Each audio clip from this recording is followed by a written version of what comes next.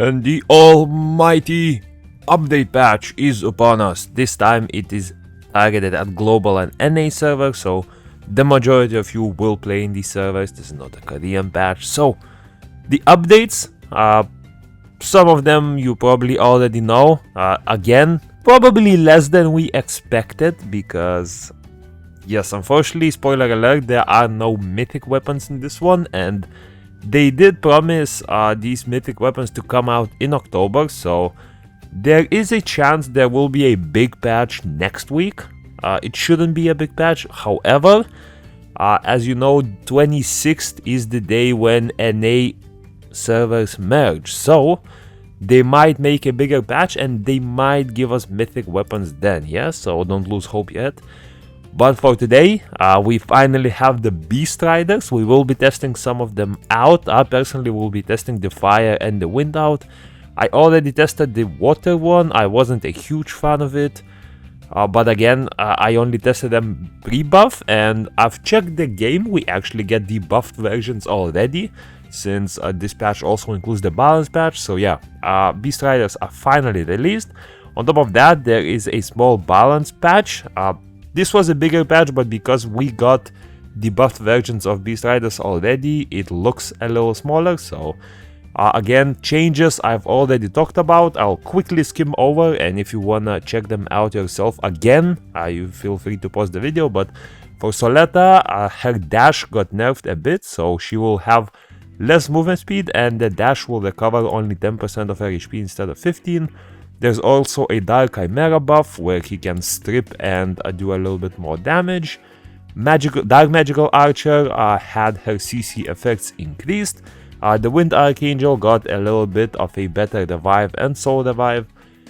The Wind Desert Queen now reduces ultimate gauge with her second skill. The Wind Dragon Knight got a little bit of a buff where he gets a little bit more Dragon Soul stacks. And both Water and Dark Beast Monks got an increase to their defense skill, where now the Water one will lifesteal 30% of the damage, and the Dark one will lifesteal 30% plus remove 2 harmful effects on the target. And yeah, as you can see, after we covered all of those changes, the scroll bar is quite low already, so yeah. There is a Plenty Mystical Summons event where you summon 150 Mystical Skulls and you can get 12 Mysticals and a Legendary Skull back. So if you are planning to summon a Beast Rider, some of these events will definitely encourage you to. And I'm mainly talking about this one, so Daughter of the Wild Beast Rider. This event will last for the period of the banner, and in this event you are essentially able to get extra rewards if you do missions with a Beast Rider. So you can get small rewards by itself, but if you have any of the Beast Riders, so you can see any color of them work, probably light or dark as well, you will get some extra rewards like several Devil Mons, a blue artifact, a couple of Mystical Skulls. There will be like 12 Mysticals in general, and if you summon the Water one, it will be 24 because only the Water one will allow you to complete the story as far as I know, although do quote me on this if I'm wrong. But yeah, Lucky Bingo, where you are clearing Path of Growth. This time it is Path of Growth, so it is in my opinion the better one, since not a lot of people are farming Essence Dungeon by now. So feel free to go hard on those runes or the Path of Training and stock up on your Rainbow Mons and the Breaths of Life. And starting next week, there will also be a Challenge Trial of Ascension event. It seems like this time the Trial of Ascension rotation was quite short. I think we got the update last week, which was like, what, 14 days ago? And the TOA is resetting in a few days already. So the rotation lasted, what, like 2.5 weeks? So starting with, I believe this is either Sunday or Monday. Starting that day, there will be a TOA reset, as well as a quest for it. And now for some miscellaneous changes. So Garden of Trials are added. This is a dungeon in the Caiross dungeon where you can test out all of these new Beast Riders, and presumably it will work the same way for other new monsters as well. And you can get some rewards like gold, XP potions, runes, and especially purple tier books. Other than that, the water monster story, water beast rider I mean, the part 2 has been unlocked, and if you do summon the water beast rider, you will be able to complete it fully.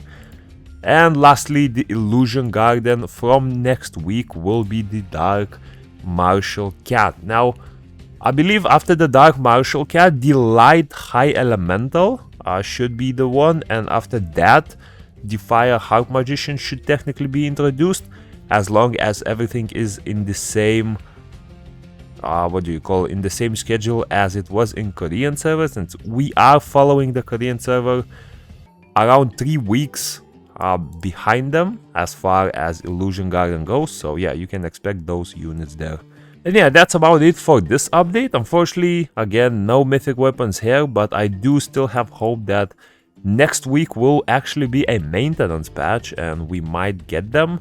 Because if not, I have some strong words to tell the developers about lying to us about October updates, where you can clearly see mythic weapons being mentioned, if I'm not wrong, right? So yeah, that's about it for today. Stay tuned for Beast Rider testing, and peace.